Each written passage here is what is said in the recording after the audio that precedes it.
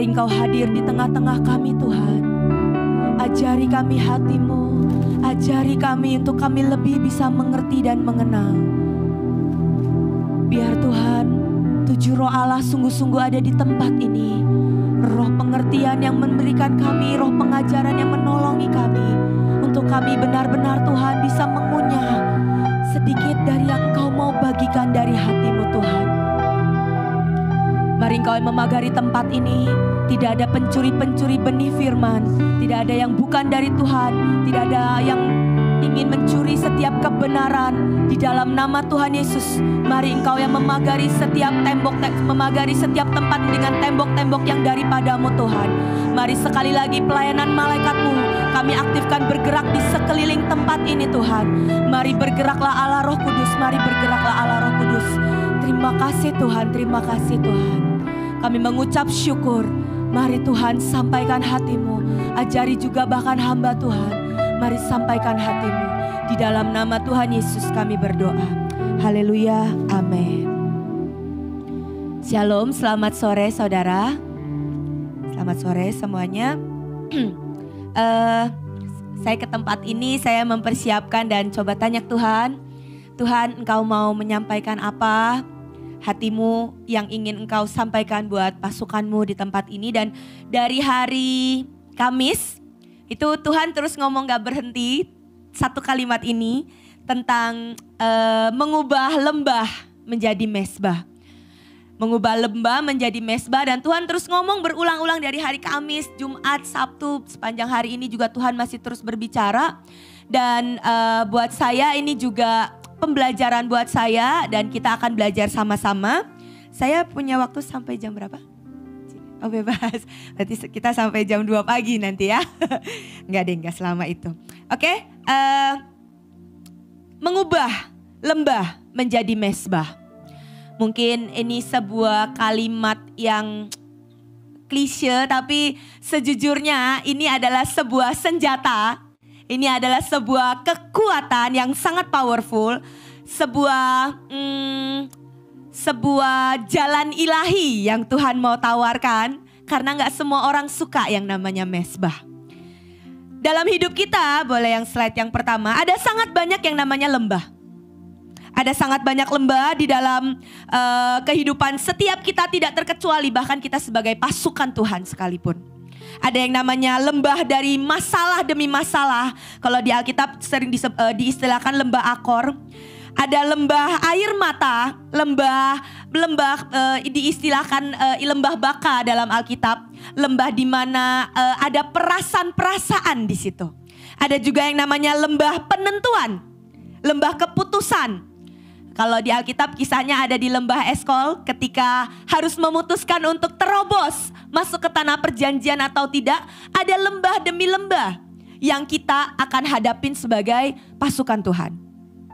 Nggak selalu hidup kita itu di atas gunung dan di jalan tol, tidak selalu. Tapi Tuhan berkata, aku tuh Tuhan yang ada di gunung maupun di lembah. Itu sebuah jaminan, itu sebuah penyertaan bahwa Tuhan tetap menyertai sekalipun kita ada di dalam lembah. Tapi sekali lagi, kondisi di lembah itu tidak pernah sesuatu yang enak. Kondisi di lembah seringkali kita harus lewati sendiri. Kondisi di lembah setiap orang itu berbeda-beda. Ada yang kondisi lembahnya setiap orang itu adalah keuangannya. Ada yang kondisi lembah mungkin di orang tertentu adalah sakit penyakit. Ada yang kondisi lembahnya adalah keluarganya atau suaminya atau istrinya atau anaknya. Atau yang dia gumuli, yang membuat dia berbeban hati. Saya tidak tahu lembah apa yang ada dalam hidup setiap kita. Karena setiap orang bisa berbeda-beda. Yoel 3 ayat 14 berkata, banyak orang di lembah penentuan. Ya, sudah dekat hari Tuhan di lembah penentuan. Makin kesini, makin kita ikut Tuhan, justru makin banyak perjalanan lembah yang kadang-kadang harus kita lewati. Mungkin itu lembah di mana kita harus mengambil keputusan-keputusan penting. Mungkin itu lembah di mana ada air mata yang menyertai perjalanan pengikutan kita dengan Tuhan. Dan ada banyak perkara yang sebenarnya secara daging kita gak suka kondisi lembah. Saya mau tanya deh Bapak Ibu di sini. Bapak Ibu lebih suka ada di atas gunung atau di lembah? Kok gak jawab sih? Di sini ada pasukan kan? Ada 10.000 pasukan nih di sini. Lebih suka ada di atas gunung, keberhasilan, gunung penggenapan janji, atau ada di lembah? Ada di gunung. Apakah ada di sini yang lebih suka ada di lembah? Siapa tahu, saya suka ada di lembah karena saya orangnya introvert. Saya penyendiri, saya nggak suka di atas gunung jadi kena terang, kena cahaya, di highlight, dilihat orang. Saya suka di lembah. Sebenarnya secara daging kita tidak ada yang suka ada di lembah. Lembah didikan, lembah keputusan, lembah air mata, lembah trouble, tadi yang dikatakan lembah masalah. Nggak ada yang suka. Nah, masalahnya di sini kalimat yang Tuhan kasih untuk judul hari ini adalah kita dipanggil untuk mengubah setiap lembah menjadi mezbah.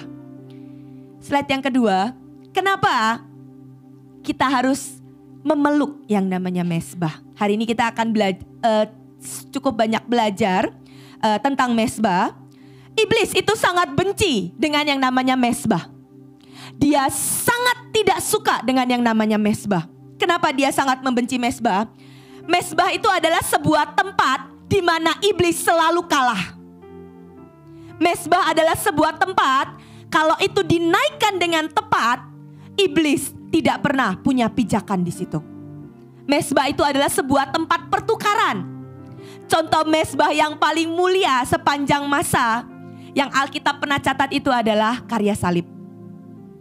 Itu adalah sebuah mezbah dari seorang raja segala raja yang punya segalanya, tapi dia memberikan nyawanya, darahnya, hidupnya untuk ditukar dengan dosa-dosa saudara dan saya.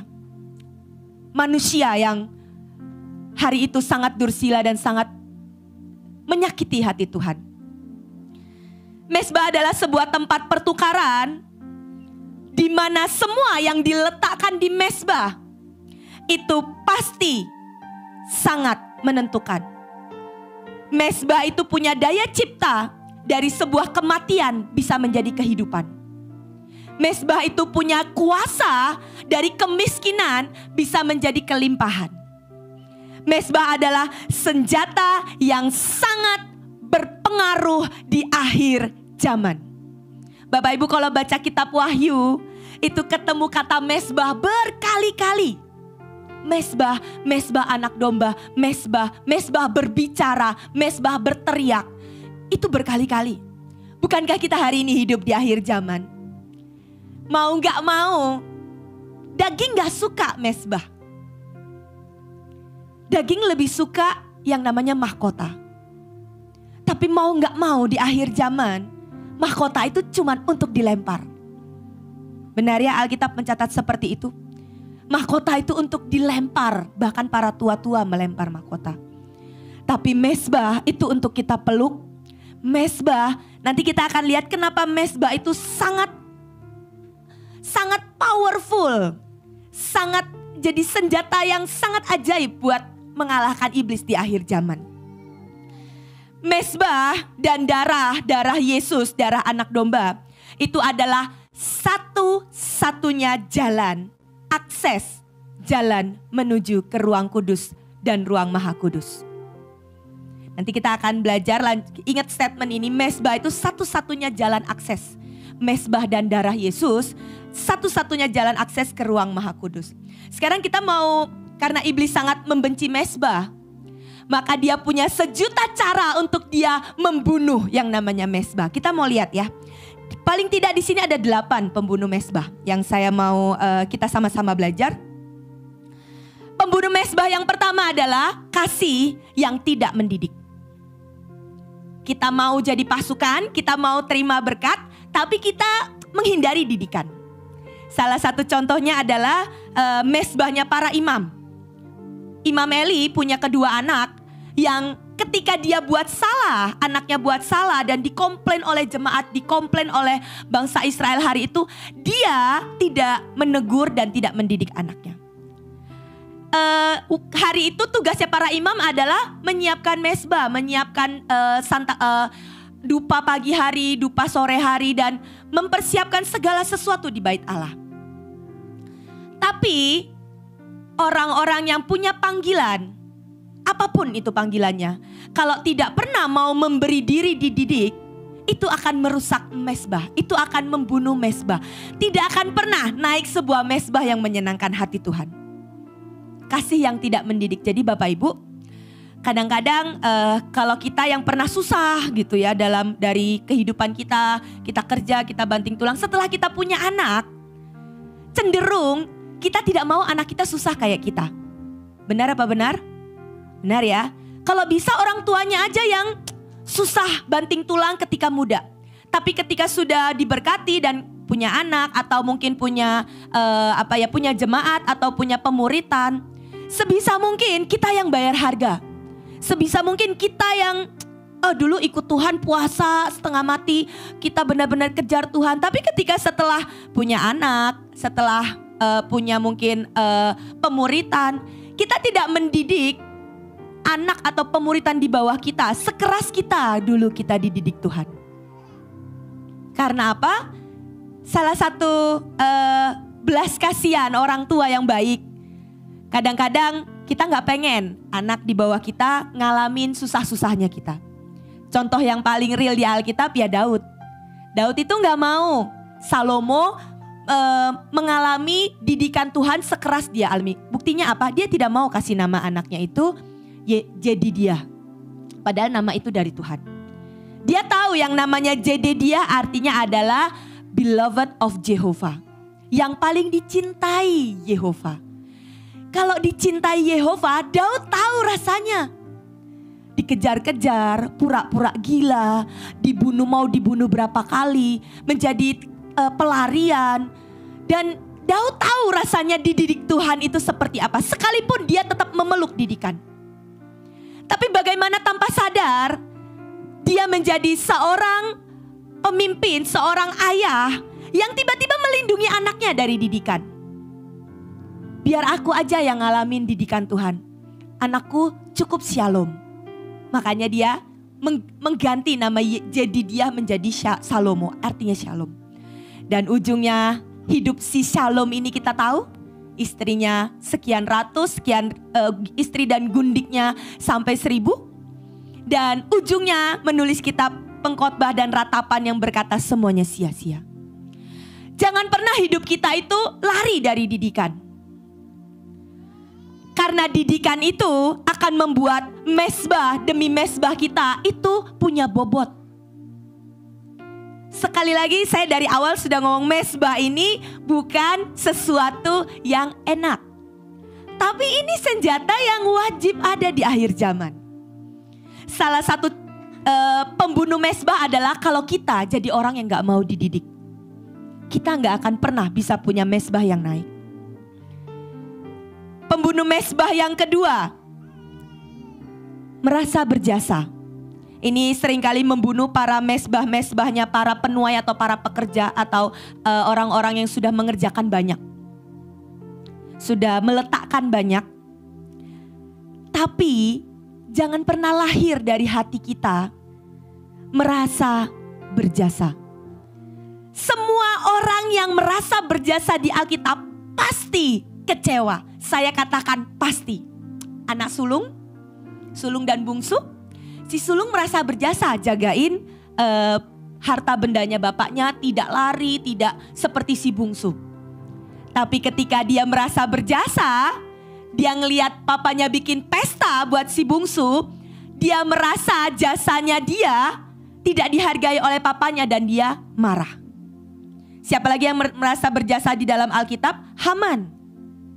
Ceritanya Haman di kitab Esther, kita semua tahu ya. Supaya waktunya gak panjang, saya anggap kita semua tahu ceritanya.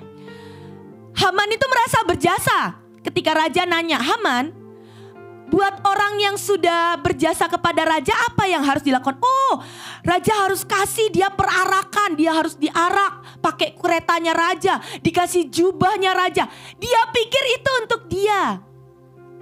Sekali lagi, siapapun anak-anak Tuhan, pasukan Tuhan, sekalipun hamba Tuhan, pelayan Tuhan, penyembah, engkau penari, engkau pemusik, kalau ada bau merasa berjasa, hati-hati, ujungnya yang datang adalah kekecewaan.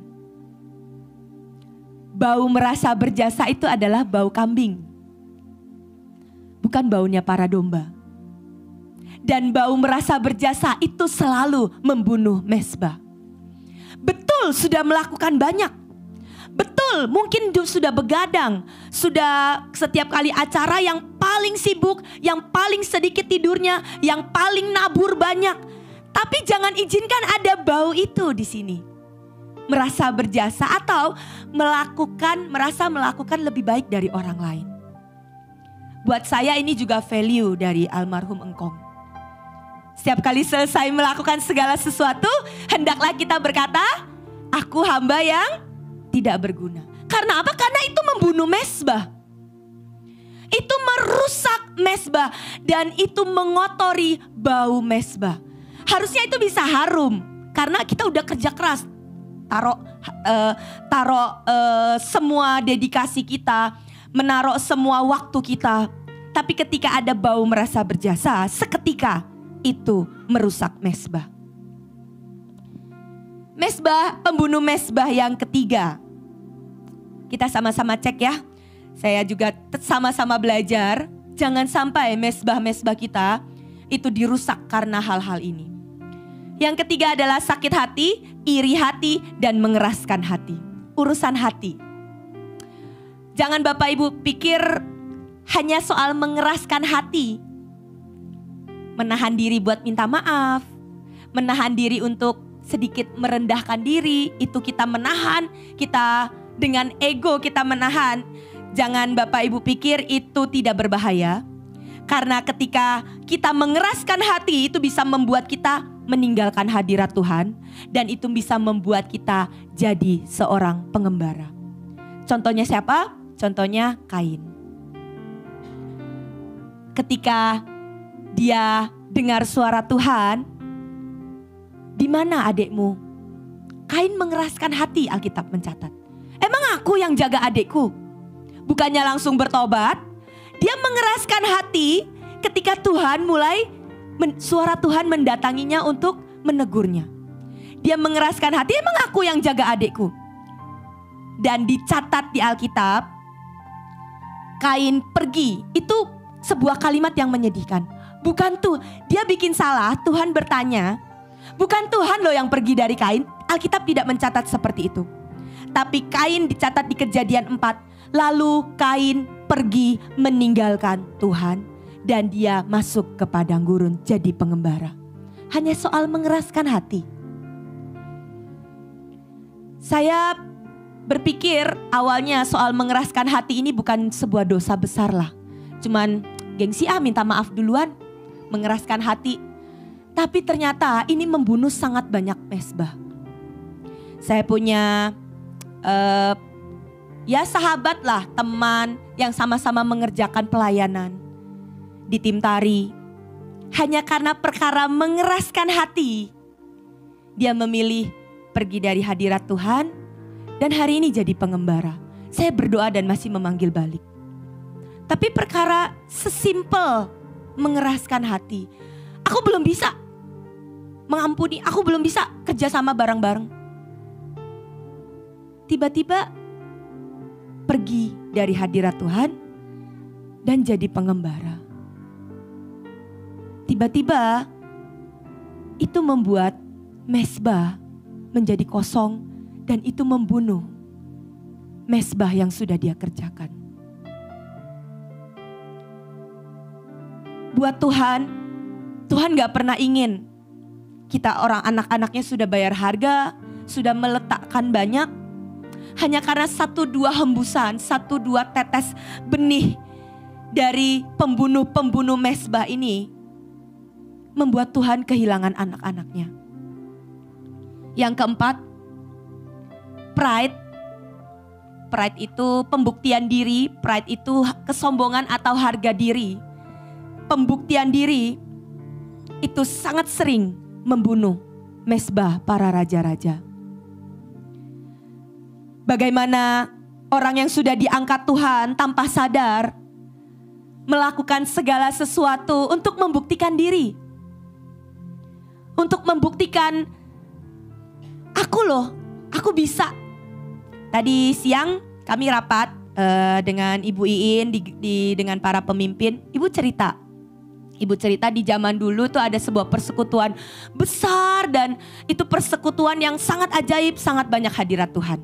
Setiap minggu diundang hamba Tuhan ternama. Hanya hamba Tuhan yang punya pengurapan level tinggi yang diundang. Dan hari itu kata Bu Iin, kita sebagai hamba Tuhan kalau udah dipanggil ngisi di persekutuan itu benar-benar deg-degan. Karena harus ada manifestasi hadirat Tuhan yang dahsyat. Karena jiwa-jiwanya di persekutuan itu banyak. Dan kata Ibu hari itu dari seluruh persekutuan di Jabodetabek di Jakarta, itu adalah persekutuan dengan hadirat Tuhan dengan intensitas paling tinggi. Biasanya kalau saya khotbah di gereja itu hari-hari itu di zaman itu PK-nya dapatnya 50.000 kata Ibu. Tapi kalau di persekutuan itu tuh PK-nya 10 juta. Kebayang ya? Sejauh itu zaman dulu. Itu PK-nya 10 juta. Jadi hanya hamba-hamba Tuhan yang benar-benar dengan pengurapan level tinggi yang diundang. Hari itu Bu Iin diundang. Dan tanpa gak sengaja Bu Iin tuh mendengar pembicaraan panitia. Jadi sudah hadir di ruang ibadah, panitianya ngomong gini, kok kamu ngundang anaknya Pak Yusa gitu. Emang dia bisa apa? Emang dia diurapi Pak Yusa? Hari itu Bu Iin belum siapa-siapa. Dan ketika Bu Iin dengar itu, dia masuk kamar mandi dan dia berdoa, Tuhan tolong Tuhan, hadirlah hari ini. Tuhan tolong lawat jemaatmu. Dan dia seketika dihardik Tuhan. Kamu minta itu untuk apa? Kamu mau membuktikan bahwa engkau diurapi. Kamu mau membuktikan bahwa engkau masuk kategori level hamba Tuhan yang pengurapan tinggi. Karena hari itu beliau benar-benar mungkin baru pelayanan, baru balik dari Belanda.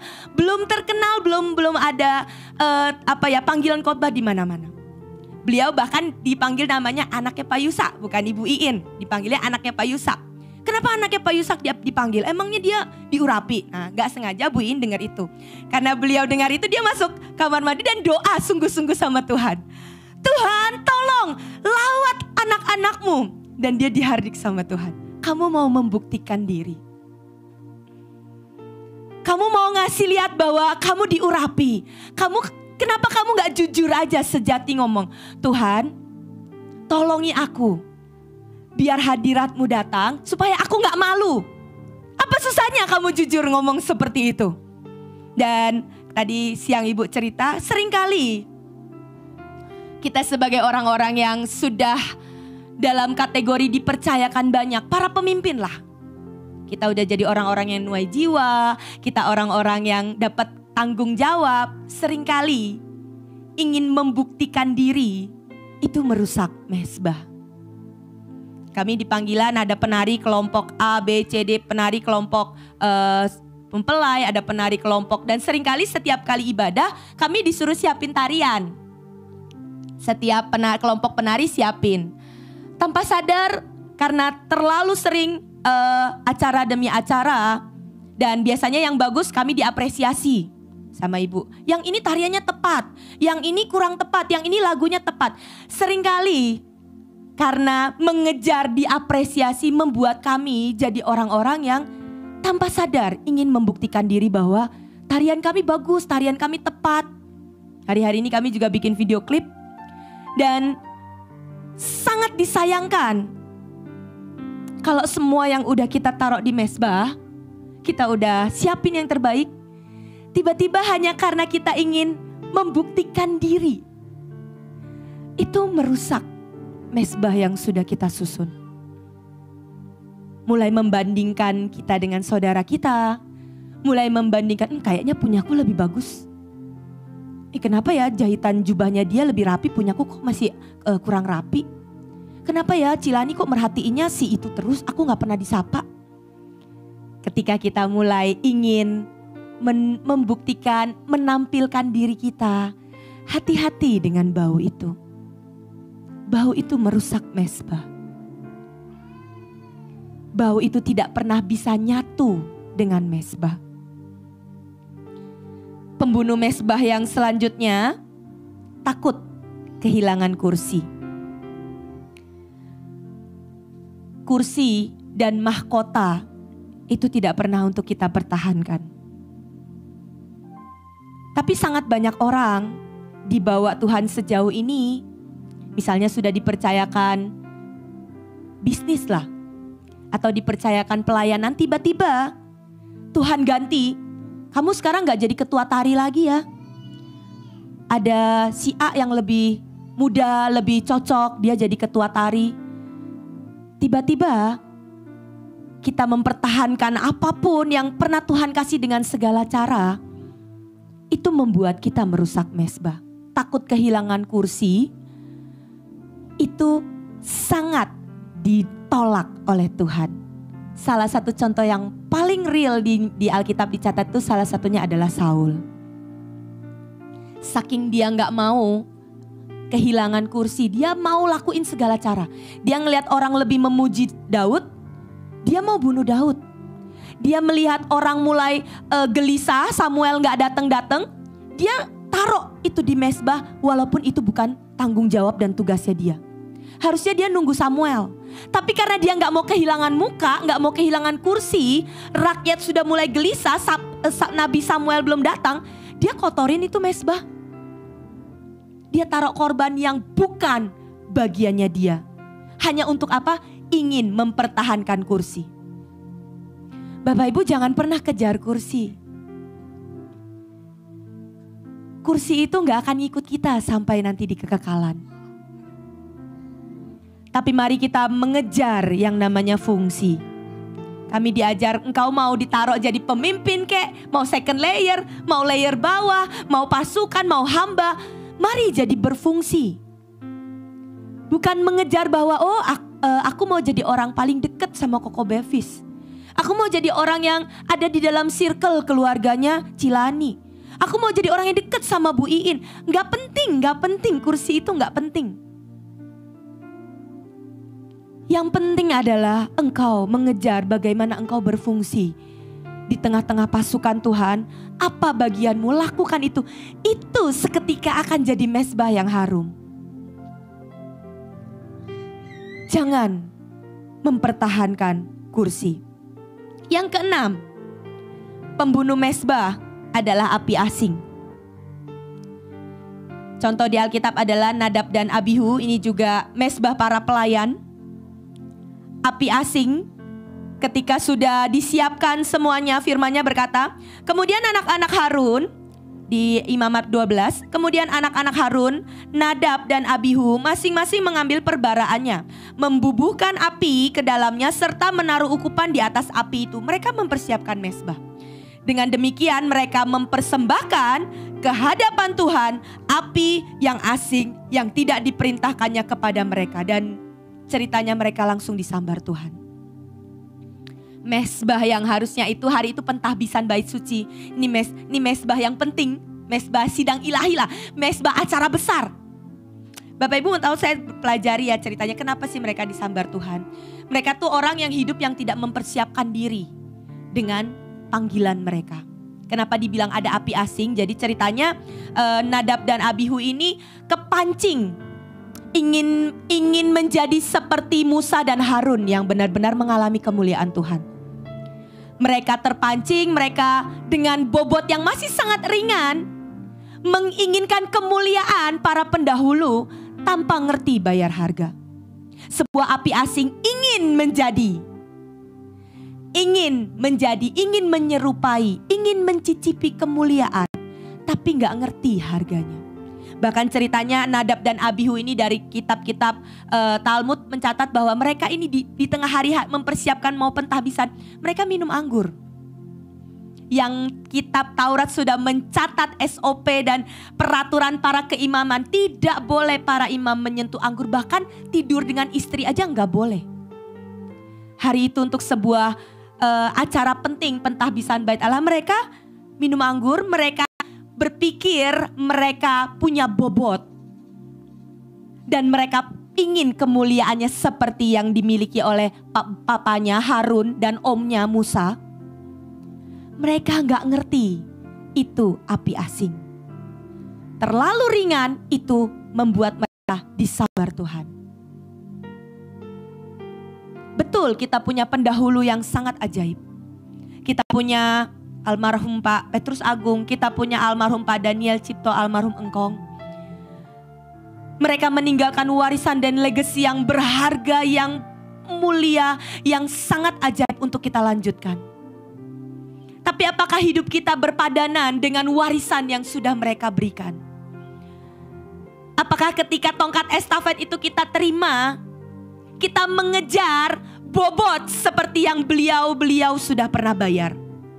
Atau kita hanya menikmati kemuliaan yang pernah mereka kerjakan? Mezbah itu tidak pernah murah, Bapak Ibu. Tapi mezbah itu adalah sebuah magnet yang pasti akan narik Tuhan. Gak peduli seberapa miskin kita hari ini, engkau punya mezbah, hidupmu pasti berubah. Gak peduli engkau dari keluarga yang hancur berantakan, hidupmu memeluk mezbah, Tuhan sanggup mengubah itu menjadi sebuah kegemilangan yang ajaib. Pembunuh mezbah yang selanjutnya ini sangat tidak kelihatan jahat. Yang di atas kan tadi kelihatan jahat ya. Sakit hati, iri hati, sombong, pembuktian diri. Yang ketujuh ini hati-hati. Rutinitas. Sesuatu yang tanpa rasa. Hambar. Tasteless. Tasteless itu gak ada rasanya. Kenapa itu juga berbahaya? Itu merusak yang namanya mezbah para kekasih Tuhan. Mezbah cinta. Di kitab Wahyu berkata seperti ini. Wahyu 2 ayat 4. Aku mencela engkau karena engkau telah meninggalkan kasihmu yang semula. Di terjemahan bahasa Inggrisnya berkata, engkau udah gak punya passionate love. Engkau gak punya kegairahan cinta mula-mula. Bahkan terjemahan bahasa Inggris lainnya lagi, engkau udah jatuh kepada Lucifer's fall. Engkau sudah sama seperti kejatuhannya Lucifer. Kalau engkau melakukan segala sesuatu dengan hambar, tanpa rasa. Ternyata nggak punya cinta mula-mula, tidak bisa melayani seperti ketika punya cinta mula-mula. Itu disamakan di Alkitab dengan Lucifer's fall, kejatuhan Lucifer. Separah itu. Tetap melayani. Tetap ada dan tetap memberi diri. Tapi di dalam gak ada rasa. Ternyata itu sangat tidak bisa dinikmati oleh Tuhan. Hendaklah, Alkitab berkata, hendaklah engkau panas atau dingin, jangan suam-suam. Jangan tanpa rasa. Karena ujungnya Alkitab berkata itu akan dimuntahkan. Sekalipun tetap kita lakukan. Jangan nari tanpa rasa. Jangan main musik tanpa rasa.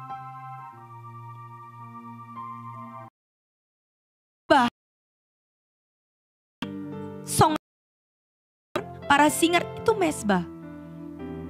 Bahkan Bapak Ibu di sini diajak kita nyembah, diajak menaikkan pujian buat Tuhan. Ini mezbah, mezbah paling tidak buat kota ini. Pujian. Tapi kalau itu rasa, kesan rasa, itu nggak jadi mezbah. Itu akan jadi rutinitas. Tuhan nggak bisa itu. Kita buang tenaga. Seolah-olah kita sudah melakukan bagian kita, tapi kalau tanpa rasa itu tidak nyam sebuah mezbah. Boro-boro buat kota, buat hidup kita sendiri.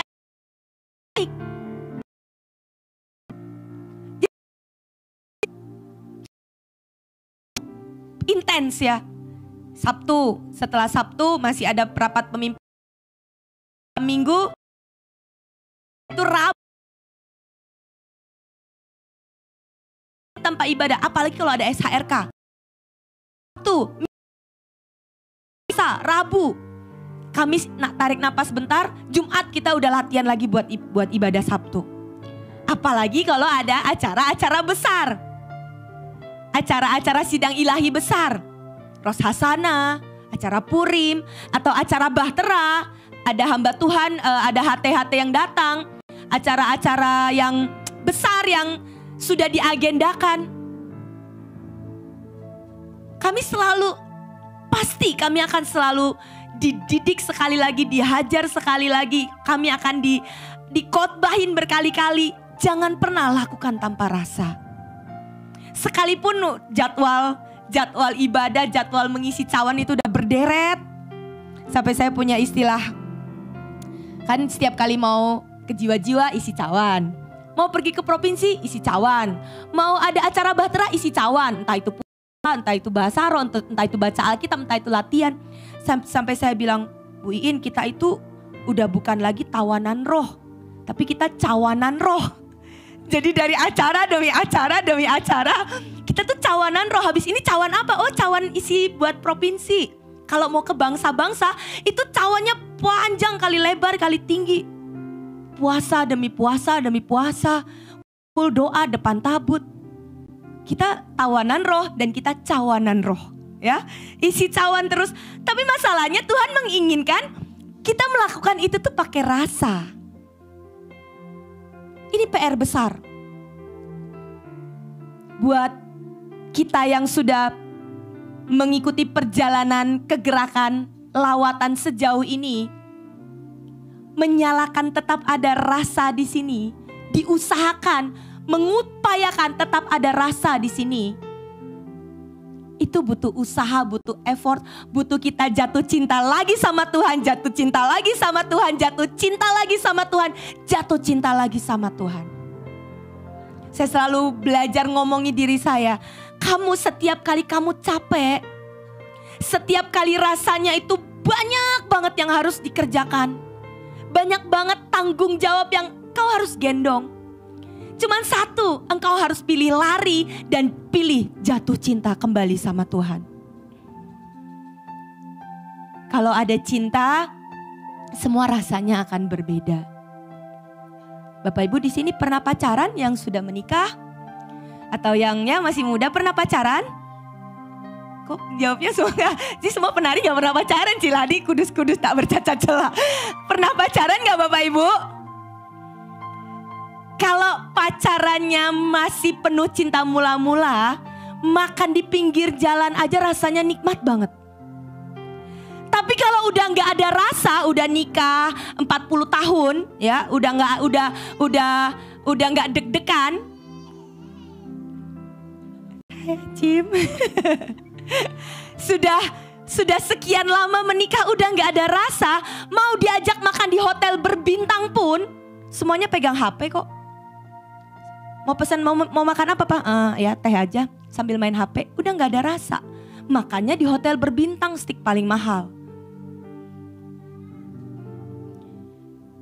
Kalau udah gak ada rasa, mau semahal apapun, mau Tuhan udah kasih sebaik apapun, tiba-tiba kita gak bisa lihat bahwa itu mahal. Bahwa hari ini masih sehat itu mahal. Bahwa hari ini kita masih bisa ibadah. Bahwa hari ini kita masih bisa menikmati hadirat Tuhan itu mahal. Karena udah gak ada rasa. Yang mahal pun akan jadi murahan dan tanpa rasa. Ini PR setiap kita. Saya gak bilang cuman Bapak Ibu aja, ini juga PR saya, kita semua. Ini PR Bahtera. Bagaimana setiap kali kita ibadah itu harus ada rasa, itu harus ada mesbah. Karena Bahtera itu penjaga Indonesia. Mesbahnya Bahtera itu naik untuk jagain bangsa. Jangan sampai itu dilakukan rutinitas, dilakukan sekedarnya, mesbahnya nggak naik. Itu membunuh mesbah sekalipun dia kelihatan baik-baik saja. Jangan tanpa rasa. saya punya cerita ya, kesaksian ini baru banget. Jadi ceritanya saya lagi dapat order, saya kan bikin batik ya Bapak Ibu. Saya dapat order dan ordernya berkatnya cukup besar. Dan harus dikerjakan dengan cepat. Oke, saya kerjakan dengan cepat desainnya, terus habis itu jumlahnya cukup banyak. Itu pokoknya bisa buat memberkati saya bisa berangkat ke Israel lah, bisa bayar karena kita mau ke Israel. Jadi saya kerjakan itu. Terus saya menunggu approval, ACC dan segala macam. Sudah pasti ini ordernya. Terus di hari ke-5 orangnya bilang iya. Di hari ke-6 ordernya ditambah 10 kali lipat. Bayangin ya, ditambah 10 kali lipat. Terus saya udah hatinya udah kesenangan ya kan. Terima order berkatnya besar. Terus saya juga memang sedang membutuhkan. Dan saya bersyukur sama Tuhan. Ya kalau terima order bersyukur kan ya. Bersyukur Tuhan, saya mau ngasih ucapan syukur lah. Mesbah ucapan syukur. Jadi hari itu saya berpikir minggu depan ada ibadah. Bukan minggu depan, 3 hari lagi ada ibadah. Biasanya ibadah itu berjalan seperti biasa. Hari itu saya kepengen kasih mesbah ucapan syukur. Jadi saya ajak beberapa teman, kita dekor ruang ibadah. Jadi itu ruang ibadah di Mahanaim saya dekor. Saya kasih anggur. Saya pesan anggur beberapa dus gitu. Pokoknya saya beli anggur beberapa juta, saya dekor, saya effort. Padahal itu gak ada apa-apa, itu ibadah biasa. Karena saya mau ucap syukur, saya dapat berkat. Saya coba naikkan mesbah ucapan syukur. Dan ceritanya saya sudah pesan anggurnya, saya sudah janjian kita bantuin saya dekor ya. Saya taruh kecapi besar-besar, saya taruh kain warna-warni, saya taruh bunga mawar. Saya effort, saya mendandani ruang ibadah. Saya mau punya mesbah ucapan syukur karena saya diberkati. Singkat cerita, saya sudah deal semuanya. Saya ajak suami saya makan. Kamu mau makan apa? Pilih makanan paling mahal, saya bilang gitu. Gaya banget ya. Pilih makanan paling mahal, jangan ngajak saya makan di pecel lele. Pilih steak atau sushi, saya bayarin, saya bilang gitu. Karena saya pikir saya dapat berkat. Sudah, ternyata suami saya orang yang baik, dia cuma ngajak saya makan pecel ayam. Ya udahlah ya kan, pecel ayam, oke lah murah meriah. Saya udah tawarin yang mahal, dia nggak mau. Dia cuma ngajak saya Chinese food gitu lah pokoknya. Jadi setelah itu 2 menit. Setelah saya urus kerjaan 2 menit, orangnya bilang begini, Bu Lydia, maaf semua order saya cancel. Saya takut gak keburu, jadi saya cancel nanti aja ya, tahun depan, bilang gitu. Tahun depan, ini baru pertengahan tahun, jadi order yang tadi dari order pertama itu saya sudah dapat berkat, naik 10 kali lipat itu dibatalkan. Dan saya bilang, waduh Tuhan saya sudah pesan anggur. Waduh Tuhan saya udah mau naikkan ucapan syukur. Hari itu untung suami saya gak milih makanan yang mahal. Hari itu dia menyelamatkan saya. Jadi itu cuma saya yang waduh gak mungkin. Itu saya dalam hati saya gimana ya. Apa mau saya batalin, apa Senin gak usah saya dekor. Tapi Tuhan cuma diam dan ngelirik saya. Kamu mau kenal mesbah? Kamu mau taruh anggur? Kalau kamu taruh anggur itu dari hasil engkau perpuluhan dari engkau dapat order, baunya samar-samar nak di hadapanku. Tapi kalau itu lahir dari engkau dibatalkan, engkau kehilangan order, tapi tetap ada anggur yang engkau sajikan, itu jadi sebuah perasan anggur kata Tuhan. Itu jadi sebuah perasan anggur yang aku bisa nikmati karena ada yang sakit waktu engkau taruh. Ini mesbah kecil lah, ini mesbah kecil buat saya. Nggak sampai seperti Bu In yang mesbahnya sampai meletakkan Levi, meletakkan anaknya. Tapi hari itu sebuah pelajaran kecil yang, ya Tuhan aku nggak akan batalin, saya tetap order anggurnya, saya tetap kerjakan dan ibadah berjalan. Saya nggak ceritain ke siapa-siapa. Dan hari itu di ibadah Mahanaim hari Senin, bukan ibadah Sabtu.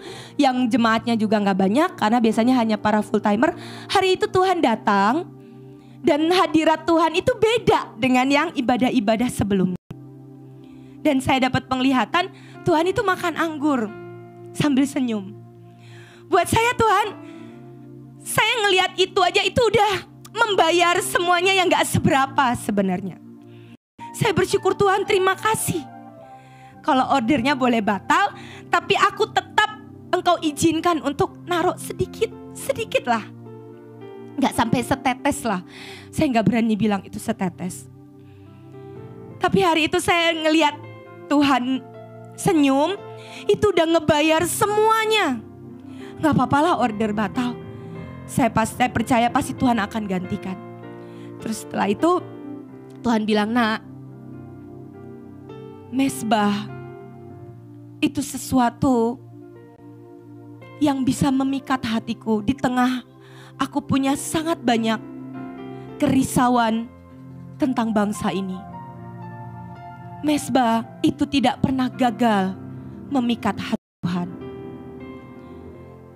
Sekalipun kondisinya gak enak, sekalipun situasinya tidak memungkinkan untuk engkau nyembah sambil ucap syukur, justru di saat seperti itulah mezbahmu akan naik menjadi sesuatu yang harum.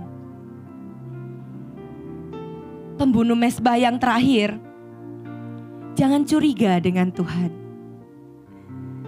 Jangan curiga dengan Tuhan. Kecurigaan dengan Tuhan itu seringkali merusak mezbah para hamba-hamba. Jangan curiga ketika Tuhan meminta sesuatu dari hidupmu. Jangan curiga ketika Tuhan mengizinkan sesuatu itu terjadi dan melewati hidupmu. Ini cerita mungkin sekian tahun yang lalu. Saya itu anak paling kecil dari 3 bersaudara. Saya punya kakak 2. Kakak saya yang pertama itu pemakai narkoba. Dan kakak saya yang kedua itu, pokoknya hidup keluarga saya berantakan lah. Saya lahir, papa saya udah pergi sama wanita lain. Ya, Bapak Ibu sering dengar ceritanya Leo kali ya, gak pernah dengar ceritanya saya. Saya sama Leo tuh hidupnya tragisnya mirip-mirip, cuman Leo sering cerita kemana-mana. Kalau saya jarang, saya jarang cerita. Tapi bukan berarti Leo bersyukur ya dapat Lydia baik-baik aja. Oh enggak, sama berantakannya. Ini kami berdua kalau gak dijaga Tuhan, ya haleluya gitu. Tapi kami sama-sama keluarga berantakan. Cuman kalau Leo diekspos, kalau saya jarang ceritakan. Kalau Leo anak istri simpanan, saya anak istri sayang. Papa saya itu cari istri simpanan. Jadi kami melengkapi. Ya. Tapi saya bersyukur lah kami berdua dipungut sama Tuhan. Ya. Lalu setelah itu saya sudah pelayanan. Hari itu saya belum ada di Mahanaim, saya masih dari GKKD, saya dari Jogja. Hari itu saya penari rebana seperti teman-teman penari, saya penari, saya pelayanan tari. Dan mau melayani dari mama saya. Mama saya masih ada di Medan. Mama saya bilang, kakakmu yang nomor pertama itu ditangkap polisi. Urusan narkoba. Saya tahu kakak saya pakai narkoba itu udah dari SMP, saya udah tahu. Jadi sebenarnya saya nggak kaget gitu, karena dia benar-benar udah buronan kemana-mana karena tukang pakai narkoba. Tapi dia juga jual. Dan hari itu ketika saya sudah memilih untuk menjadi pelayan Tuhan, saya dengar kabar kakak saya masuk penjara. Kakak saya masuk penjara, mama saya nangis-nangis. Ini mesti gimana? Uang mama tuh udah habis karena kakak saya itu orang apa aja dia ketemu perhiasan mama saya dijual karena udah mama saya udah pakai baju gitu, udah pakai baju putih. Nah hari itu teleponnya sebentar lagi ibadah dan suara iblis kenceng banget di telinga saya. Tuhan urusin gak? Kamu pelayanan sungguh-sungguh sama Tuhan. Toh keluargamu juga berantakan. Mana pemulihan dari Tuhan? Banget. Kamar mandi. Dan saya. Tapi kalau aku sekarang pun gak nari, kakak saya tahu juga gak keluar dari penjara. Hari itu saya gak punya waktu banyak. Saya cuma bilang, Tuhan aku gak ngerti. Tapi biar hari ini kasih aku kekuatan untuk aku tetap bisa melayani. Akhirnya saya tetap pelayanan. Di tengah-tengah pelayanan itu saya ngangkat bunga, hancur hati saya. Suara iblis terus berbunyi, sedangkan lagunya berkata, sebab Tuhan baik. Hancur hati saya untuk berkata, Tuhan terima kasih kakak saya masuk penjara. Saya gak bisa bela dan gak bisa ngomong apapun. Tapi kalau hari ini aku angkat bunga, mari jamin keluargaku Tuhan. Mari Engkau yang tahu lebih baik. Saya selesai pelayanan, itu aneh lah. Di gereja saya itu gak biasa. Selesai pelayanan, itu ada seorang ibu-ibu datangin saya. Saya nari dengan penarinya gak cuma saya, banyak. Dan saya bukan pemimpin di situ. Ada seorang ibu-ibu pendoa datangin saya. Dia bilang, Lydia saya gak tahu, tapi Tuhan gak berhenti ngomong sama saya untuk memberikan berkat buat kamu. Jadi saya singkat cerita, saya didoakan, saya dikasih berkat, saya dikasih peneguhan, saya diberkati doa. Dan ibunya ngasih amplop ke saya. Gak pernah dalam pengiringan saya jadi penari di gereja, selesai nari, didatangin oleh pendoa, dikasih berkat. Itu tuh saya gak pernah ngalamin. Jadi kalau misalnya pelayanan yang lain mungkin pemusik mungkin bisa jadi. Tapi kalau penari itu gak ada istilahnya habis nari itu dapat berkat, gak ada. Hari itu pendoanya datang dan pendoanya cuma menyampaikan pesan Tuhan. Tuhan kasihimu. Pokoknya dia nangis. Nominal dan jumlah. Ini sebuah tahu. Aku tinggalkan. Aku menggendong dan aku. Dan buat saya kejadian demi kejadian ini mengajari saya arti untuk kita menaikkan mezbah di kondisi-kondisi paling tidak enak. Itu mezbah yang paling wangi buat Tuhan. Kalau saya nari, saya ngangkat bunga, saya berteriak sebab Tuhan baik, waktu keluarga saya baik-baik aja, mungkin itu tetap mezbah. Tapi keharumannya akan berbeda. Ketika saya ngangkat bunga di tengah, kakak saya harus masuk penjara dan suara iblis sedang sangat mengganggu hari itu. Itu sebuah lembah yang saya ambil keputusan untuk itu dijadikan mezbah. Saya nggak tahu kita punya lembah-lembah apa dalam hidup kita. Sekali lagi, mungkin itu bukan hidup kita tapi orang terdekat kita. Perkara-perkara yang membuat kita terus berkepikiran. Pergumulan yang meresahkan dan menjadi beban buat kita. Mau gak terima undangan Tuhan, nak? Mau gak tukar lembahmu menjadi mezbah? Naikkan syukur ketika kondisinya gak enak.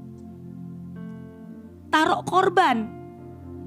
Bahkan ketika engkau kehilangan yang paling berharga. Kita akan lihat slide selanjutnya. Mezbah adalah akses ke ruang kudus dan ruang maha kudus. Nah, saya kasih lihat gambarnya di sini cukup jelas. Di dalam bait Allah di zaman dahulu itu udah tahu lah ya, pelataran, ruang kudus, ruang maha kudus, saya tidak menjelaskan lebih lanjut. Tapi setiap kali mau masuk ke sebuah level yang lebih dalam, selalu ada mezbah di situ. Kita akan baca ayat dari tadi, belum baca ayat ya. Keluaran 30 ayat 26. Keluaran 30 ayat 26 sampai 29. Saya akan bacakan. Haruslah engkau mengurapi dengan itu kemah pertemuan dan tabut hukum.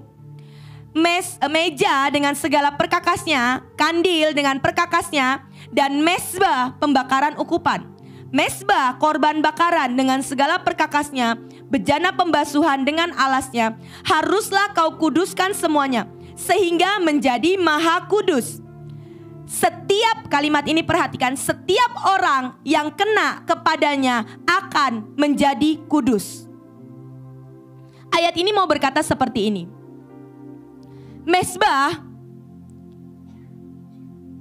itu ketika itu sudah diurapi dan bersentuhan dengan seseorang, siapapun yang bersentuhan, orang itu akan dikuduskan.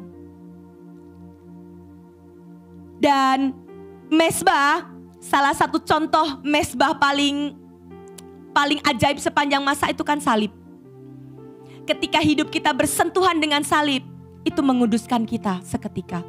Itu memindahkan kita, itu membawa kita dari kehancuran kepada kehidupan, dari kenajisan menjadi kekudusan. Kita dikuduskan ketika kita bersentuhan dengan mezbah. Saya mau berkata seperti ini. Dalam hidup kita, kalau kita jadi orang-orang yang punya mezbah, memeluk mezbah, maka kita bersentuhan dengan siapapun orang yang bersentuhan dengan hidup kita, hidup mereka juga ikut dikuduskan. Engkau mungkin suami istri, mungkin engkau sungguh-sungguh dalam Tuhan, tapi suamimu belum sungguh-sungguh. Jangan tinggalkan mezbah. Justru itu adalah kesempatan terbaik. Hidupmu punya mezbah, dan ketika hidupmu punya mezbah, suamimu yang bersentuhan dengan hidupmu, hidupnya akan dikuduskan. Bukankah doa kita itu menguduskan bangsa kita? Kalau hidup kita punya mezbah, kita bersentuhan dengan jiwa-jiwa di tengah pasar murah, di tengah kita bagi-bagi sesuatu di lampu merah, di tengah kita bikin KKR, mezbah kita tuh menguduskan mereka.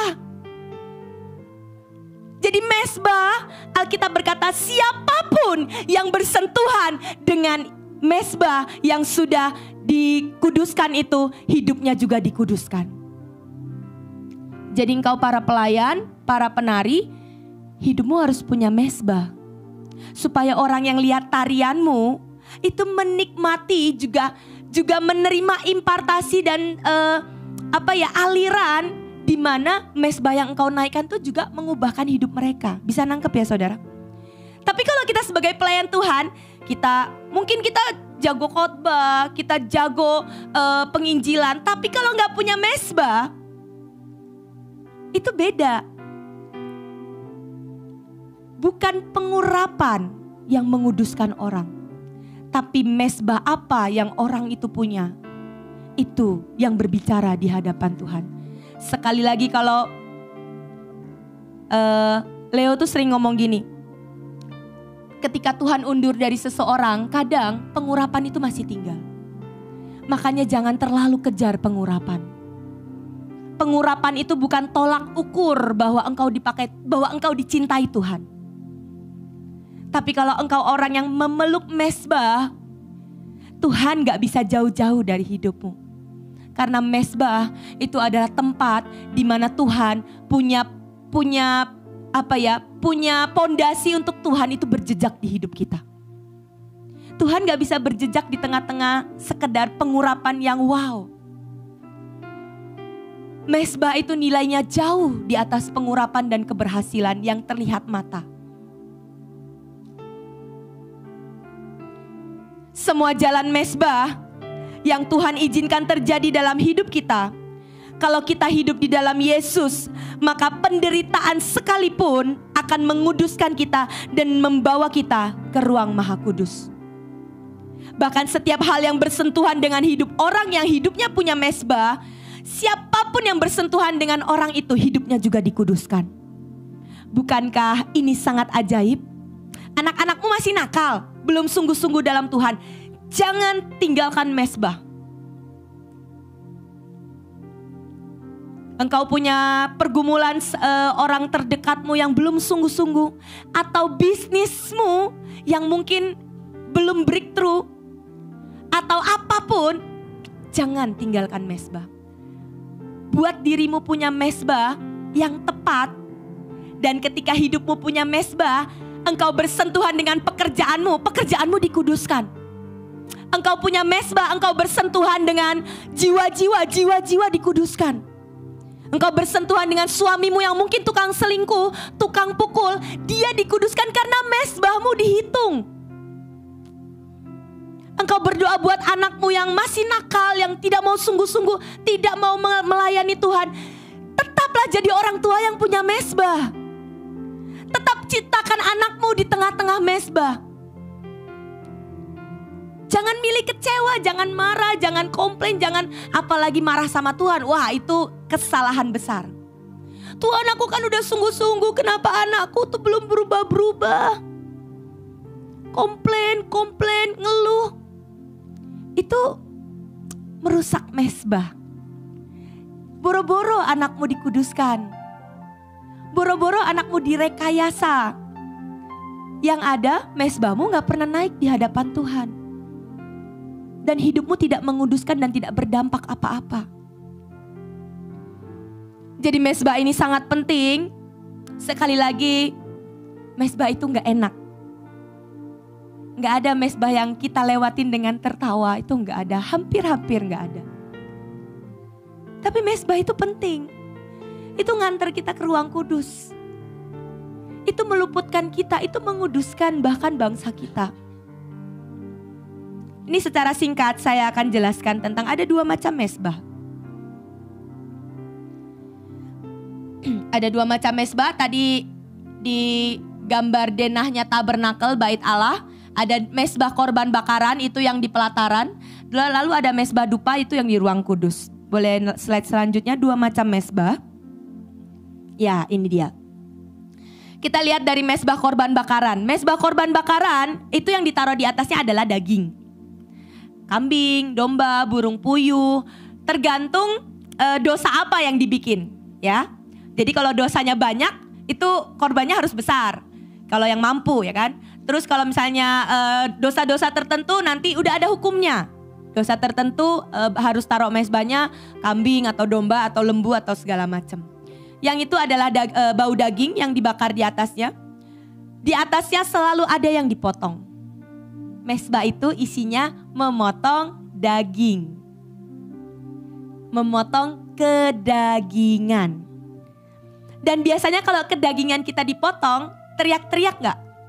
Teriak-teriak biasanya. Aku ini loh kayak gini, wah teriak-teriak pokoknya. Itu ciri-ciri kalau kedagingan dipotong biasanya kita tuh teriak.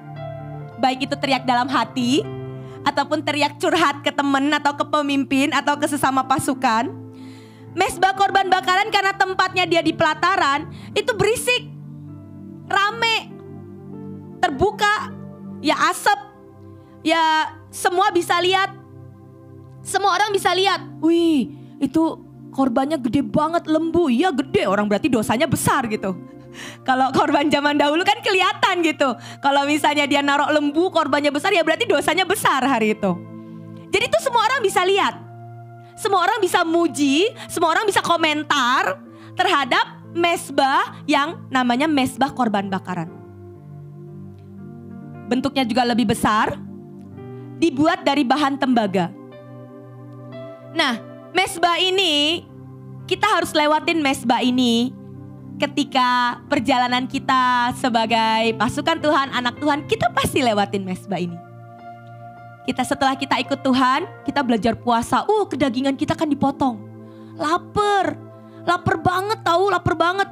Ngomong kemana-mana bahwa kita puasa. Ya ini nih mesbah korban bakaran.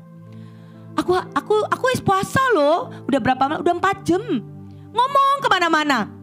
Ya karena emang mesbah ini rame emang. Kalau dagingnya dipotong itu rame. Aku kurusan belum ya? Udah puasa berapa hari? Udah 3 hari. Puasanya puasa apa? Puasa 6 jam sehari ya, boro-boro. Ngomong kemana-mana, ini jenis mesbah yang masih ada di pelataran, Bapak Ibu. Yang dipotong daging, tetap taruh korban. Tapi ini jenis korban yang banyak orang bisa lihat. Termasuk orang juga bisa muji, hebat loh dia puasa 40 hari. Wah dia ajaib loh, dia bergadang. Pokoknya ini mesbah yang motong daging. Orang bisa lihat, orang bisa muji juga. Kita juga dapat kemuliaan dari mesbah ini. Karena ini mesbah di ruang terbuka. Dan biasanya berteriak-teriak. Asapnya banyak, heboh, rame. Pokoknya ini mesbah dasar lah. Semua harus lewatin ini. Semua harus melewatin mesbah yang pertama. Tapi ada satu mesbah lagi, itu perbandingan ukurannya. Ukurannya lebih kecil. Ini mesbah yang ada di ruang kudus. Ukurannya gak sampai 1/4 bahkan kalau dihitung hasta-hastanya. Gak sampai 1/4, namanya adalah mesbah dupa. Mesbah ini gak berisik. juga gak bisa dilihat orang. Itu sesuatu yang harum. Saya punya istilah ini adalah silent altar. Ini harus ada terus menerus. Kalau yang di depan itu kan kalau bikin dosa baru ada, ya kan? Kalau lagi mau minta ampun itu ada. Kalau lagi bertobat, nah itu mesbah itu diisi. Yang di depan. Tapi kalau yang di dalam itu nggak bisa. Kadang ada, kadang nggak ada. Hari ini ada, 2 hari lagi off. Nanti ada lagi seminggu, sebulan off. Nggak bisa. Ini mesbah harus ada setiap pagi dan petang, setiap hari. Tidak boleh berhenti. Ini dibuat dari emas. Kalau yang di luar tadi dibikin dari tembaga. Kualitasnya sedikit di bawah. Kalau yang ini dari emas.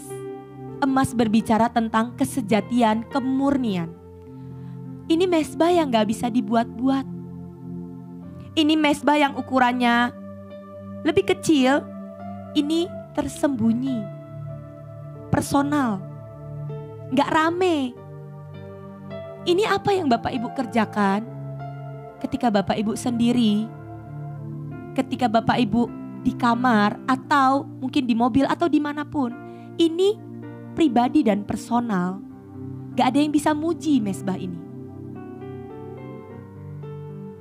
Doa seorang istri buat suaminya di kamar ketika dia habis dipukulin. Ini mesbah yang tersembunyi. Dia mungkin gak bisa cerita ke orang lain. Tapi dia menangisi, dia memintakan ampun.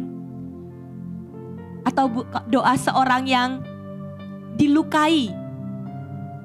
Dia masuk kamar dan dia memilih, Tuhan, ampuni saudaraku yang melukaiku. Itu mesbah yang harum. Tapi kalau seseorang dilukai, dia mengampuni tapi ngomong kemana-mana. Kamu ngerti gak? Dia itu loh pinjam duitku gak diampun, tapi aku wis tak reken, wis tak biarin utangku, wis tak relain, tapi ngomong kemana-mana. Ya mesbah juga ya, orang ngutang dia akhirnya melepaskan pengampunan, gak usah bayar, tapi ngomong kemana-mana. Itu mesbah yang masih di pelataran. Berisik, koar-koar kemana-mana, orang lain harus lihat. Itu mesbah yang masih di pelataran. Masalahnya tadi Wahyu berkata yang dicatat, yang bobotnya lebih dicatat itu mesbah yang di ruang kudus. Oh kalau gitu aku mau yang mesbah di ruang kudus aja, aku gak usah bayar yang mesbah di pelataran. Masalahnya kamu gak bisa loncat dari pelataran langsung ke ruang kudus. Dari luar langsung ke ruang kudus, harus lewat pelataran. Gak ada akses selain kamu lewatin 2 mesbah ini. Yang pertama harus dikerjakan, yang kedua engkau juga harus kerjakan secara personal. Kalau istilahnya AL ini private worship, salah satu bagian dari mesbah dupa. Mesbah dupa ini segala sesuatu yang sangat personal, tersembunyi. Kadang hatimu berdarah-darah untuk naikin mesbah ini. Engkau harus ucap syukur ketika engkau difitnah, tapi engkau gak boleh bela diri. Engkau harus minta ampun buat orang yang mungkin merusak keluargamu. Engkau harus melepaskan pengampunan buat orang yang melarikan uangmu. Tapi engkau gak bisa membela diri kepada siapa-siapa. Tapi engkau lari di kaki Tuhan. Dan engkau lari di kaki Tuhan pun bukan untuk nangis dan minta dibela. Engkau mengucap syukur. Engkau berkata, Tuhan, di tangan-Mu jauh lebih baik. Aku gak ngerti tapi aku memilih percaya. Itu mesbah. Itu mesbah dan itu bau harum di hadapan Tuhan. Bobotnya jauh lebih mahal dari sekedar mesbah yang ada di pelataran. Bagus kalau orang gak pernah muji kita. Bagus kalau engkau jarang dipuji pemimpinmu. Padahal mungkin engkau sudah lakukan banyak.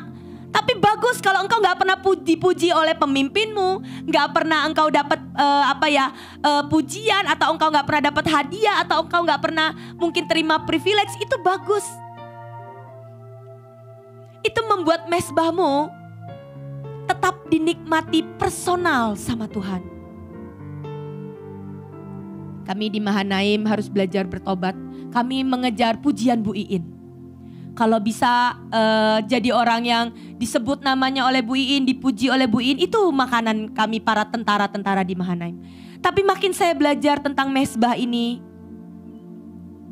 saya makin sadar, iya ya Tuhan. Bukan mezbah yang di pelataran yang dihitung ternyata. Tapi yang Tuhan ingin cium dari setiap kita adalah mezbah di tempat tersembunyi. Waktu banyak orang gak lihat, tapi Tuhan tahu. Mezbah yang tepat seringkali sangat menentukan sebuah dealing ilahi, sebuah perjanjian ilahi turun dalam hidup kita. Ini yang saya tadi mau cerita. Mezbah Abraham, ketika dia harus meletakkan anaknya, tanpa komplain, tanpa menunda, tanpa mempertanyakan, itu tiba-tiba membuat dia terima sebuah perjanjian, sebuah dealing ilahi. Dia ketemu Jehovah Jireh. Mezbahnya Musa, ketika dia harus ada di atas, di tengah peperangan, dia angkat tangan, dia memimpin peperangan, itu membuat dia mendapatkan sebuah perjumpaan ilahi, dealing ilahi. Dia ketemu Jehovah Nisi. Mezbahnya Nuh yang tadi saya bahas, ketika dia 120 tahun bangun bahtera dan dia dicemooh, diketawain semua orang, dibilang sesat.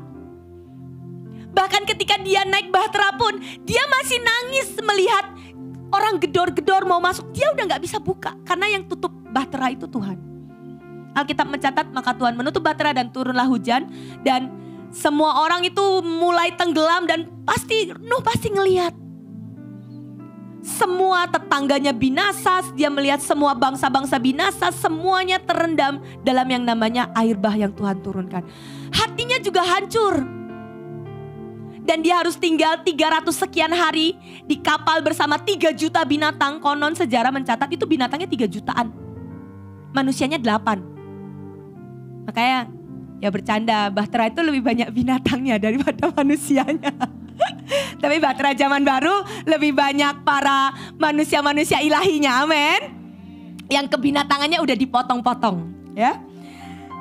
Ketika Nuh harus hidup 300 sekian hari, 1 tahun. Ketemu manusia 8 orang, ketemu binatang di lantai 1, lantai 2, kan 3 lantai ya bahtera itu. Itu binatang, nanti dia kesini ngelihat pupnya kuda, dia kesini ngelihat burung terbang-terbang. Mungkin dia stres sih kali ya. Mau sesuka-sukanya sama binatang, 1 tahun dalam bahtera bersama binatang, menurut saya Nuh udah pengen keluar lah. Sampai akhirnya dia mendarat dan semuanya sudah mulai tumbuh. Dan yang pertama dia lakukan, gak ada yang lain, dia bikin mezbah. Dan mezbahnya Nuh, orang yang membangun bahtera ini, membuat Tuhan menurunkan sebuah perjanjian yang bahkan sampai hari ini kita masih lihat. Perjanjian pelangi yang Tuhan berkata, aku tidak akan memusnahkan bumi lagi sekalipun yang lahir dari manusia dari sejak lahirnya adalah jahat. Itu perjanjian yang sangat ajaib, bahwa Tuhan gak akan pernah memusnahkan sekalipun Tuhan lihat kejahatan. Bisa gak bahtera kita zaman sekarang, kita jadi orang yang punya mezbah, bahtera punya mezbah, sampai Tuhan bilang, aku akan meluputkan Indonesia sekalipun bangsa Indonesia melakukan yang jahat. Aku lihat mezbahnya bahtera. Karena mezbah itu sangat-sangat bisa menyentuh hati Tuhan. Sebuah mezbah bisa menurunkan dealing ilahi. Mezbahnya Yakub di Betel, ketika dia dalam pelarian dan ketika dia melihat malaikat turun naik, dia bikin mezbah di Betel. Dan dia bergumul dan bergulat dengan Allah. Dan hari itu Alkitab mencatat dia terima dealing ilahi, namanya berubah dari Yakub menjadi Israel. Yang sampai hari ini kita lihat penyertaan Tuhan buat umat perjanjian benar-benar sampai sekarang. Dealingnya dalam sampai kekekalan. Kalau mesbah itu tepat, itu bisa menurunkan sebuah dealing, sebuah covenant, sebuah sumpah yang nilainya kekal. Makanya mesbah itu mahal. Mari jadi orang yang memeluk mesbah. Jangan reject mesbah. 2 slide terakhir sebelum saya tutup. Di mesbah itu pasti ada teriakan. Baik itu teriakan kita secara daging maupun teriakan kita secara jiwa. Di mesbah itu tidak pernah dinaikkan dengan kebanggaan. Pokoknya tolak ukurnya gini, kalau kita udah mulai merasa bangga, ih lumayan juga ya masakan aku, ih lumayan juga ya permainan musikku, lumayan juga ya tarianku, lumayan juga loh desain aku dipakai sama Bu Iin, lumayan juga ya aku dapat jiwa-jiwa segini. Itu jauh dari mesbah. Mesbah itu tidak pernah dinaikkan bersama dengan kebanggaan. Yang ada gemetar. Mesbah itu pasti dengan kegetaran, kegentaran. Mesbah itu tidak pernah mengambil apapun yang ditaruh di atasnya untuk kepentingan sendiri. Di atas mesbah standarnya hanya hewan yang terbaik, bahkan yang cacat sedikit pun itu gak boleh. Bukan yang paling mahal ya. Bedakan yang termahal dengan yang terbaik. Yang terbaik itu yang sesuatu yang biasanya sakit dari kita. Bukan yang mahal. Tuhan gak minta yang mahal. Kalau mesbah itu tolak ukurnya yang mahal, hanya para miliarder yang bisa punya mesbah. Tapi di atas mesbah itu hanya yang terbaik, yang biasanya itu lahir dari jeritan. Mesbah tidak pernah menahan apapun yang pernah Tuhan kasih kalau Tuhan mau ambil lagi. Tuhan pernah kasih kita mungkin mobil atau rumah atau jiwa-jiwa, atau Tuhan mungkin kasih saya hari ini adalah persekutuan di Bogor. Saya ngomong sama diri saya ngomong sama Leo, ini dari Tuhan. Kalau seandainya suatu hari nanti Tuhan bilang, sudah ini persekutuan Bogor kasih aja ke Rolis atau kasih aja ke orang lain, saya gak pernah boleh mempertahankan apa yang Tuhan sudah kasih. Tuhanlah yang memberi, Tuhanlah yang mengambil, itu kata Ayub. Kalau yang kita sebut mesbah, kita tidak pernah menahan dan mempertahankan. Kita tuh mesbah itu pelepasan hak. Kalau Tuhan kasih kita ucap syukur, setelah Tuhan kasih Tuhan ambil lagi, juga naikkan syukur. Seperti apa yang Abraham lakukan. Itu anak perjanjian loh. Yang dijanjiin. Kok Tuhan minta lagi? Tapi Abraham ajaib. Tidak mempertanyakan, tidak menahan. Tidak curiga dengan Tuhan. Mesbah itu tidak pernah menahan ketika Tuhan meminta sesuatu. Mesbah itu mempersembahkan apa yang Tuhan suka. Bukan apa yang kita suka. Kalau ngasih di mesbah itu ya seleranya Tuhan, bukan seleranya saya. Kalau Tuhan seleranya adalah pengabdian, Tuhan seleranya adalah kerendahan hati, berikan yang Tuhan suka. Sama seperti ketika saya sangat mengasihi Bu Iin, saya ingin ngasih sesuatu kado buat Bu Iin, ya yang Bu Iin suka, betul? Saya suka durian. Dan saya mencintai Bu Iin, saya pengen kasih Bu Iin durian. Bapak Ibu tahu apa yang saya terima kalau saya kasih Bu Iin durian? Saya mungkin dipecat kali. Kita gak suka yang namanya berkorban, bayar harga lebih banyak. Tapi Tuhan suka. Yang kita suka adalah dipuji. Kita suka dipuji. Kita suka dapat order. Kita suka dapat berkat. Kita suka dapat segala sesuatu yang baik. Kita suka dipuji, Tuhan gak suka kasih kita pujian. Yang kita suka kadang Tuhan gak suka. Yang kita gak suka Tuhan suka. Jadi letakkan di mesbah apa yang Tuhan suka, bukan apa yang kita suka. Mesbah tidak pernah mencari keuntungan. Mesbah, yang ini yang di ayat Alkitab di Keluaran katakan, mesbah itu tidak dibuat dari batu pahatan atau rekayasa. Tapi mesbah itu hari itu adalah sebuah batu yang benar-benar disusun, bukan pahatan. Batu kesejatian. Jadi gak dipahat, gak dibagus-bagusin. Kalau batunya bentuknya seperti ini ya udah disusun mesbahnya. Tidak dipahat. Ya kalau ini kan dipahat. Beberapa ornamen di bait Allah tuh dipahat, kaki dian, dipahat bunga badam. Tapi mesbah itu perkakas di bait Allah yang sama sekali tidak didandanin, tidak diukir, tidak dibagus-bagusin. Jadi mesbah itu emang gak perlu dibagus-bagusin. Kelihatan apa adanya. Mesbah dicatat juga di Keluaran 20 itu tidak boleh kelihatan daging atau aurat. Jadi gak boleh, sebenarnya mesbah ini memang gak boleh bau kedagingan atau bau aurat atau bau sesuatu yang gak berkenan di hadapan Tuhan. Itu standar mesbah. Jangan dibuat-buat, harus apa adanya dan kesejatian. Dan mesbah itu tidak boleh yang namanya bau kedagingan kita sendiri. Yang kita suka, yang kita mau, harus jauh dari itu. Jangan hindari mesbah. Mesbah adalah jalan senjata terbaik yang tidak akan pernah sanggup dibantah oleh iblis. Engkau mau menang dari iblis hari-hari ini? Apapun yang terjadi, hidupmu bangun mesbah, punya mesbah. Dan slide yang terakhir, kita akan menutup. Mari kita ubah setiap lembah itu menjadi mesbah. Ubah setiap hati yang iri menjadi hati yang menggendong, memberi pundak, memberi diri untuk diinjak. Ubah setiap ego menjadi hineni. Ubah setiap kecurigaan menjadi penundukan diri. Ubah setiap kepahitan menjadi pengampunan. Ubah setiap kesakitan menjadi batu loncatan. Percaya hatinya. Jangan curiga dengan mesbah. Dan ini yang sangat saya pegang. Kita boleh ngalamin apapun. Kita boleh ngalamin jatuh bangun di lembah, di gua, apapun. Kita boleh ngalamin kekeringan apapun. Mungkin itu perjalanan padang gurun apapun. Tapi buat hidupmu selalu tahu jalan pulang ke mesbah.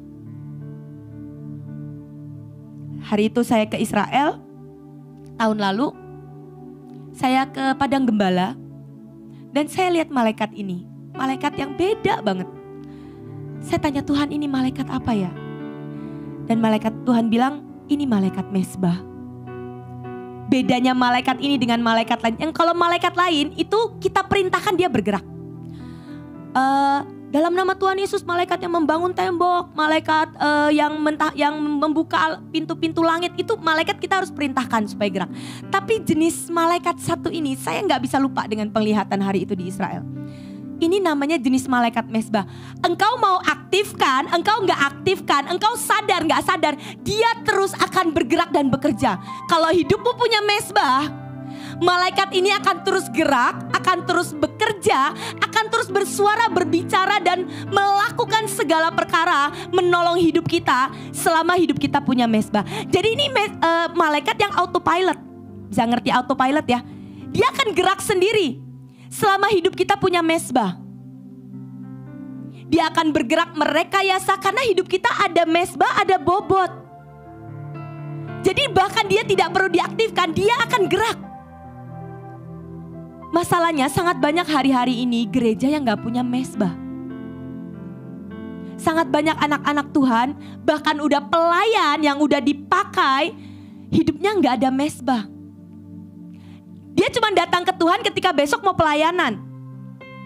Ketika besok mau khotbah atau ketika besok mau worship leader, hari ini cari Tuhan atau hari ini puasa. Tapi kalau hidupmu punya mesbah, gak perlu tunggu engkau punya jadwal pelayanan. Engkau akan jadi orang yang punya bobot, punya kualitas, punya otoritas. Dan malaikat mesbah ini akan ngikutin, akan gerak. Bahkan tanpa kita perlu perintahkan. Dia malaikat yang autopilot. Karena mesbah tadi kan harus konstan, tidak boleh gak ada kalau yang mesbah dupa. Itu akan membuat malaikat ini terus bergerak. Tuhan akan merekayasa kita terus ada dalam jalan-jalannya. Malaikat jenis ini malaikat yang mahal, malaikat yang gak semua orang. Hanya engkau yang punya mezbah. Malaikat mezbah akan terus mengikut, dia akan merekayasa. Karena anakku ini punya mezbah, malaikat dan Tuhan akan merekayasa. Dia akan terus dipagari jalannya, dia akan terus dalam pemeliharaan Tuhan. Tuhan akan terus merekayasa yang baik ketika hidup seseorang punya mezbah. Buat hidupmu selalu tahu jalan pulang menuju mezbah. Mungkin hari ini engkau ada banyak kemarahan, ada banyak pertanyaan. Cari jalan pulang ke mezbah. Itu tempat terbaik. Saya mau ajak nyanyi lagu. Ini mezbah bukan panggung, tahu ya? Di waktu yang singkat ini, mari kita kembali tata mezbah kita. Saya nggak tahu lembah apa yang Bapak Ibu hadapi secara pribadi. Engkau punya pergumulan apa? Tapi boleh nggak malam hari ini kita ambil waktu sebentar sedikit saja. Biarkan Tuhan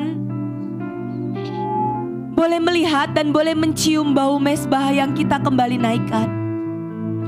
Boleh nggak kita ucap syukur buat kesehatan kita? Boleh nggak kita ucap syukur buat keuangan kita yang mungkin belum limpah? Boleh nggak kita ucap syukur buat orang-orang yang menyakiti hati kita? Boleh nggak kita naikkan syukur dan kita memberkati orang-orang yang menusuk kita bahkan dari belakang? Boleh nggak malam hari ini kita ambil sedikit untuk kita naikkan? Penari boleh nggak nari dengan memberi dengan ada rasa?